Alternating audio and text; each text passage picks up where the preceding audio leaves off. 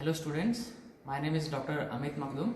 I am Assistant Professor in the Department of Anatomy, JNM Medical College, Belagavi. So today I am going to demonstrate the rectum and anal canal. Okay, in this trace you can see the specimen of rectum. Okay, there are three specimens showing the rectum and the anal canal. Okay, so we'll start with this here. So the rectum is the distal part of the large intestine, okay, between the sigmoid colon and anal canal. Here you can make out this is the sigmoid colon, the part of the large intestine, sigmoid colon, okay, and here is the anal canal. So between the sigmoid colon and anal canal, what you are seeing here is the rectum. This is the rectum. Although rectum is a part of large intestine, it is devoid of tinea coli, sacculations and appendices epiploicae. And the word rectum means straight. The word rectum, the literal meaning of the rectum is straight, but actually it is not straight in humans. Okay, it's straight in the quadrupeds, the lower mammals, it is straight, but in humans it is not straight. So the rectum word is like a misnomer, but it is still continued. Okay, it's not a straight tube, it's a curved one. The distension of the rectum initiates the defecation process. Once the stools comes into the rectum, then because of the distension of the rectum, it initiates the defecation process. Okay. Now we will study the location of the rectum. It is situated in the posterior part of the lesser pelvis, in front of the lower three pieces of the sacrum and coccyx. So here, this is a section. Here you can make out this is the hip bone. So in this region down here is the sacral bone. Okay, so it is extent is in front of the lower three pieces of the sacrum and the coccyx, and in front, in case of males, there is a urinary bladder, and in case of females, the uterus. So that is the location. Measurements. The rectum is around 5 inches in length. 5 inches around means it is around 12 centimeter in length. And the diameter of the rectum is not uniform throughout. And in the lower part of the rectum, you can see the dilatation here, which is called as the rectal ampulla. Ampulla means the dilatation. So in the lower part of the rectum, you can see the dilatation, which is called as rectal ampulla. When the empty rectum is there, so that time both the anterior and the posterior walls of the rectum are in contact with each other. What you are seeing is the anterior wall, behind is the posterior wall. In the empty rectum, both the anterior and the posterior canals are in close contact. Whereas in the distended, there is a separation because of the stools inside. Now we will study the extent and the course. The rectum begins as a continuation of the sigmoid colon, as I already said before, okay, in front of the third sacral vertebra. So behind there will be at the level of the third sacral vertebra. So the rectum starts. And it is continuous with the anal canal below 2 to 3 centimeter in front and below the tip of the coccyx. So below is the extent is the tip of the coccyx, and above is the S3 vertebra, the sacral 3 vertebra. Now we'll study the directions of the rectum. So for the study of the directions, we'll divide here into upper, lower and middle 1/3. Upper 1/3, middle 1/3 and lower 1/3 of the rectum. Upper 1/3 of the rectum is directed downwards and backwards. So here you can make out. So upper 1/3 is directed downwards and backwards. Whereas the middle 1/3 is almost lying straight vertically downwards, and the lower 1/3 is directed downwards and forwards. It's coming towards the front, so downwards and forwards. So upper 1/3 is directing downwards and backwards, middle 1/3 is directed vertically downwards, and inferior or the lower thirds is directed downwards and forwards. And here is the anal canal. Now we will study the curvatures or the flexures of the rectum. The rectum presents with the curvatures both in anterior, posterior and lateral planes. So first we'll study the antero-posterior curvatures. Means how you see from, see this is the anterior side, this is the posterior side. So the curvatures which are seen here, these are the antero-posterior curvatures. Okay. So antero-posterior curvatures are two in number: upper sacral curvature and lower perineal curvature. The sacral curvature corresponds to the concavity of the sacrum. So here you can make out this is the hip bone, here is the sacrum. So you know that the sacrum is like this, it's a concave anteriorly. So the flexure or the curvature which is formed because of the concavity of the sacrum, so that curvature is the sacral curvature, which corresponds to the concavity of the sacrum and the coccyx. So this is one of the anteroposterior curvature, that is the sacral curvature. Then comes the perineal curvature, which is corresponding to the forward bend of anorectal junction. This is the anal canal, this is the rectum. So this is the anorectal junction. Okay. So the lower forward bend of the anorectal junction, that corresponds to this perineal curvature. Okay. So two anteroposterior curvature, one is sacral curvature, another one is a perineal curvature. Now we will study the lateral curvatures. These are three in number, present in the form of two convexities to the right side and one convexity to the left side. So here you can see the two curvatures 1, 2 and 3. Okay. The upper lateral curvature is convex. You can see this is the convexity towards the right side. Upper lateral curvature is convex towards the right side and it is lying at the junction between the third and the fourth sacral vertebra. So this is the upper lateral curvature. The convexity is towards the right side, and the middle lateral curvature is convex towards the left side. Middle lateral curvature is convex towards the left side at the sacrococcygeal junction. It is the most prominent curvature, the middle lateral curvature, and the lower lateral curvature is convex towards the right at the level of the tip of the coccyx. So the tip of the coccyx will be lying at this level. Okay.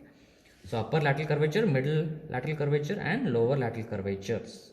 Okay. So these are the lateral curvatures. Now we have studied the anteroposterior and lateral curvatures. Now we will talk about the peritoneal relations of the rectum. Peritoneal relations of the rectum can be studied under three parts, like upper 1/3, middle 1/3 and lower 1/3. Upper 1/3 part of the rectum is covered by the peritoneum from both anterior and on the lateral sides. So anteriorly and on both the sides laterally, it's covered by the peritoneum. Whereas the middle 1/3 part of the rectum is covered only on the front side, not on the lateral sides. Whereas the lower 1/3 part is not at all covered by the peritoneum from any of these sides. So remember, the upper 1/3 part of the rectum is covered by the peritoneum from anterior and lateral sides, whereas the middle 1/3 part only covered by the peritoneum from the front side, anterior side, not on the lateral sides, whereas the lower 1/3 part of the rectum is not at all covered by peritoneum from any of these sides. So those are the peritoneal relations of the rectum. Now we will study the interior of the rectum. Interior of the rectum, here in this specimen you can see it's showing the interior of the rectum and also the anal canal down here. So the interior of the rectum shows two types of mucosal folds: temporary mucosal folds and permanent mucosal folds. The temporary folds are mostly longitudinal and found in the lower part of the rectum. Temporary folds are seen usually in the lower part of the rectum and they disappear once the rectum distends because of the presence of the stools coming from the sigmoid colon. So once the stools the feces enters the rectum, the lower part, the temporary folds which are seen in the lower part of the rectum disappear. That's why they are called as temporary folds. There are permanent folds, or also called as the Hoston's walls. These are semilunar or crescentic shaped transverse folds situated against the concavities of the lateral curvatures which I just now mentioned. So against the concavities, here you can see against the concavity of these lateral curvatures, there are four walls or four permanent folds, or you can just say the Hoston's walls are situated in the interior of the rectum. The first fold or the upper fold is near the upper end close to the rectosigmoid junction here. Here you can make out this one. This is the upper fold near the rectosigmoid junction. Then second fold is near the concavity of the upper lateral curvature. Near the concavity of the upper lateral curvature. You can see here, this is the second fold. Then the third fold, which is the largest and most constant and most important fold, which is lying at the level of the upper end of the ampulla, and it is constant and it is seen always. This is the third fold, permanent fold.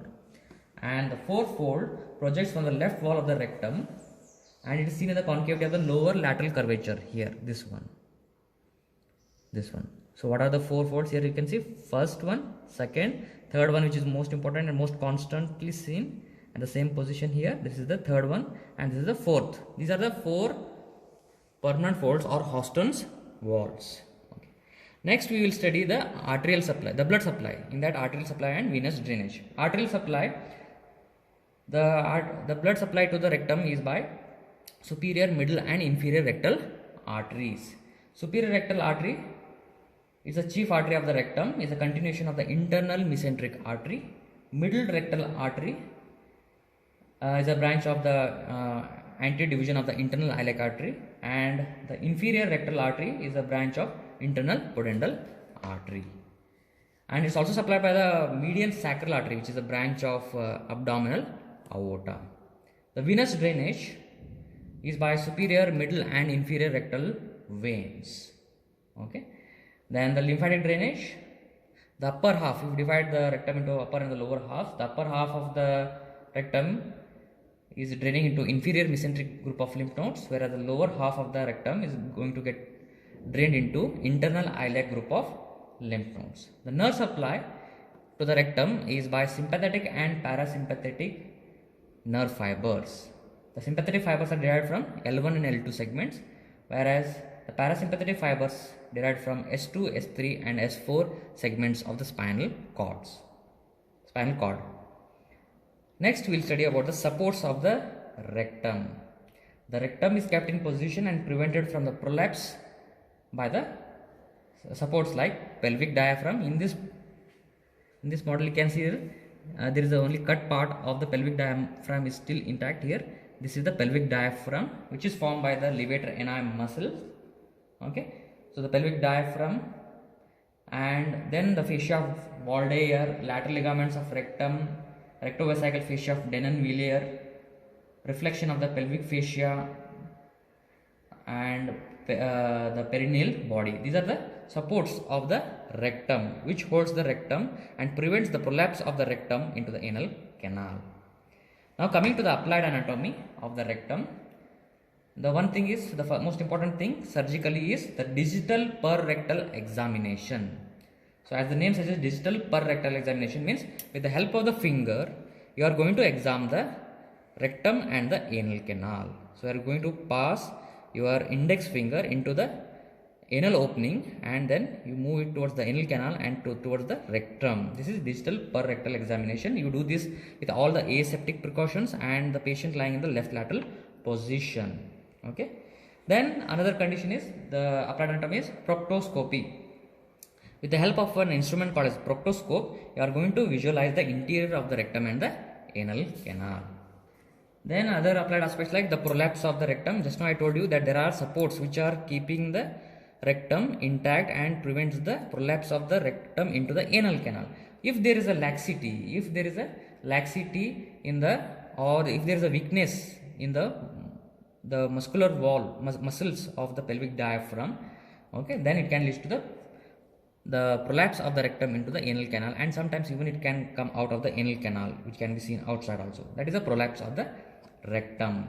Then other condition is the carcinoma of the rectum. So these are the few applied aspects related to the rectum.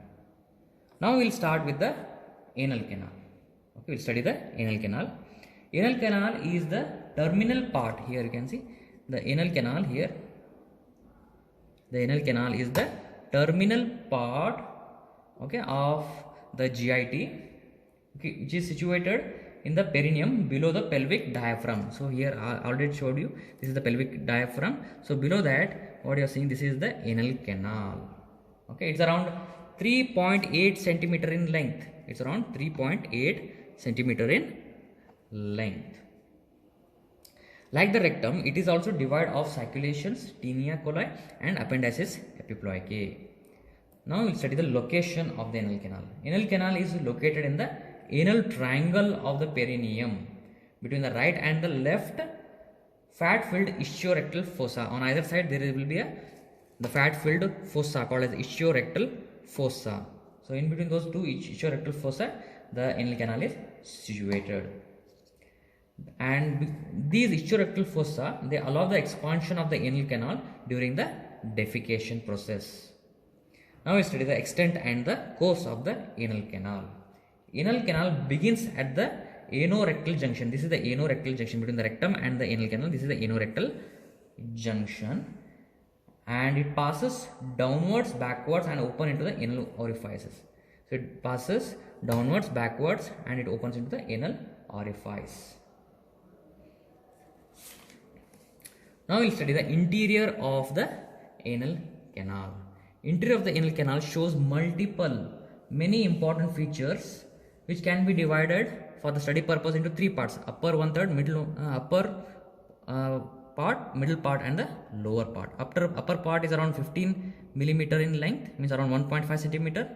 Middle part is again 15 mm or 1.5 centimeter in length, and the lower part is around 0.8 mm or 8 mm or 0.8 centimeter.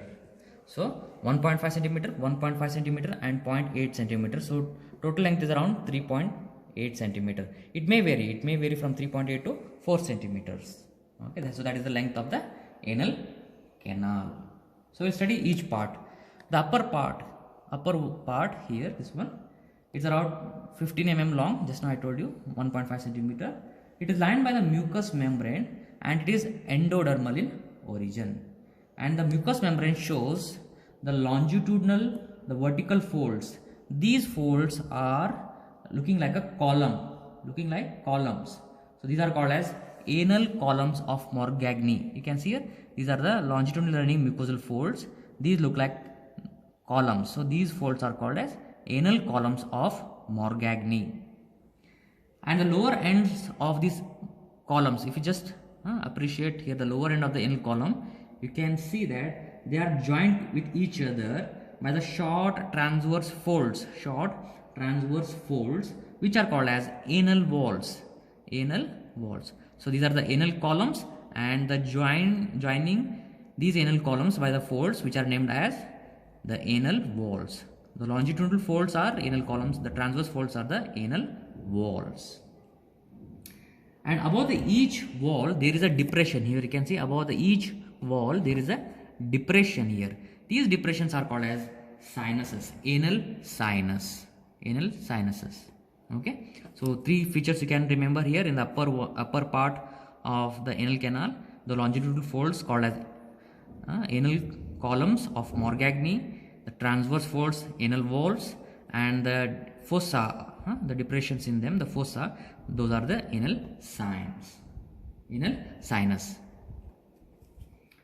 Then we'll study the middle 1/3 or the transitional part of the anal canal, which is also called as pecten. This is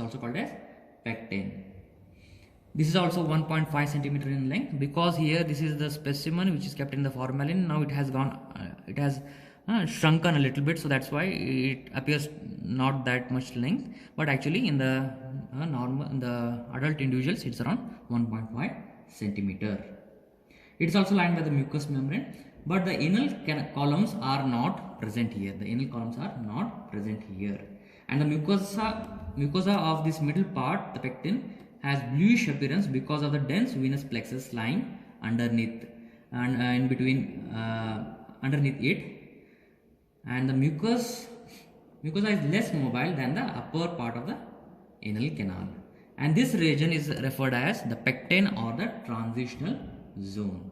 The lower limit of the pecten has whitish line appearance, whitish line appearance. This is called as white line of Hilton. It's not so clear in this specimen.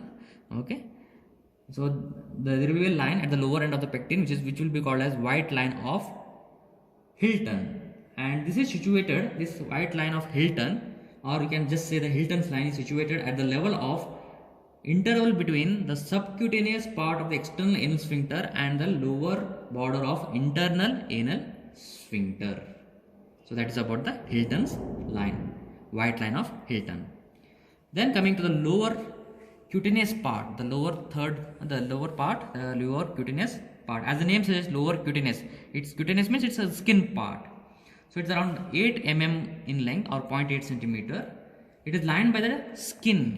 It's lined by the skin containing the sebaceous glands, and the epithelium of the lowest part represents that of pigmented skin in which the sebaceous glands, even the sweat glands, and also the hairs are present here. Then coming to the anal sphincters surrounding the anal canal, there are sphincters which are called as anal sphincters. There are two sphincters, internal sphincters and external anal sphincter around the anal canal, which provide a powerful sphincteric mechanism at the distal end of the GIT. Internal sphincters are formed by the thickened circular muscular coat of the anal canal and surrounds the upper 2/3 of the canal, whereas external anal sphincter, as the name implies, it's outside the internal anal sphincter, and it surrounds the whole length of the anal canal and consists of three parts: deep, superficial and subcutaneous part. Nerve supplied to the sphincter. The internal sphincter is made up of smooth muscles and is supplied by the autonomic nerve supply, sympathetic and parasympathetic. Hence it is involuntary in control.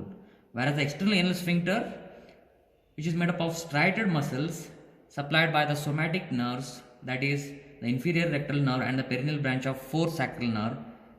Hence it is under voluntary control. Coming to the blood supply, the arterial supply of the anal canal. Above the pectinate line, it is supplied by the upper part of the anal canal.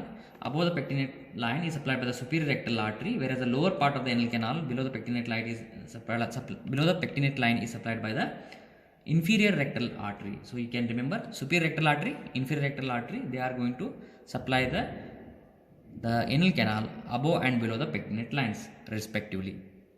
Venous drainage. Upper part of the anal canal is drained into the portal venous system by the superior rectal vein, and the lower part of the anal canal drained by the caval or the systemic system by the inferior rectal veins. So easy to remember: arterial supply, superior and inferior rectal artery; venous drainage, superior and inferior rectal veins. The lymphatic drainage. Upper part of the anal canal drains into internal iliac group of lymph nodes, and whereas the lower part of the anal canal drains into horizontal group of superficial inguinal lymph nodes. So one thing you can remember here: the pectinate line acts like a watershed line. Above the pectinate line is drained into some part, and below the pectinate line is draining into some other part. Means, so here the above the pectinate line, it is supplied by superior rectal artery and drained into superior rectal vein, and the lymphatic drainage is going to the internal iliac lymph nodes. Below the pectinate line, the blood supply is by the inferior rectal artery and the venous drainage into the inferior rectal veins, and the lymphatic drainage into the horizontal group of superficial inguinal lymph nodes. That's why the pectinate line acts like a watershed line of the anal canal. Coming to the applied anatomy of the anal canal, the most important thing is the hemorrhoids, which is also called as piles. These are the dilatations, these are the variceal dilatations of the submucosal anal and perianal venous plexuses. They can be classified as internal hemorrhoids and external hemorrhoids. So those internal hemorrhoids can be seen at three peculiar positions when you compare it to the clock. So the internal hemorrhoids can be seen at 3 o'clock, 7 o'clock and 11 o'clock positions of the anal canal when you are seeing it from the interior of the anal canal in lithotomy position. External piles, these are the dilatations of the tributaries of the inferior rectal veins. These are very painful piles, means the patient presents with the pain, and usually they don't bleed. but where the internal hemorrhoids usually they present with the painless bleeding. Then other conditions like fissure in inner anorectal canal. It is caused by the rupture of the anal walls. Here you can see these are the anal walls, the transverse mucosal folds. These are the anal walls. So if there is a rupture in these anal walls, it can lead to fissures in the anorectal canal. Then fistula in anorectal canal. It is caused by the rupture of the abscesses around the anal canal. What is abscess? Abscess is a pus-filled lesion. Okay. So if there is a pus-filled lesion, abscess, if that ruptures into the anal canal, that leads to a formation of a tract between that abscess and the anal canal. So that is called as fistula in anorectal canal. Okay. So with that we have come to the end of the anal canal. So what we have covered here, we have covered both rectum and the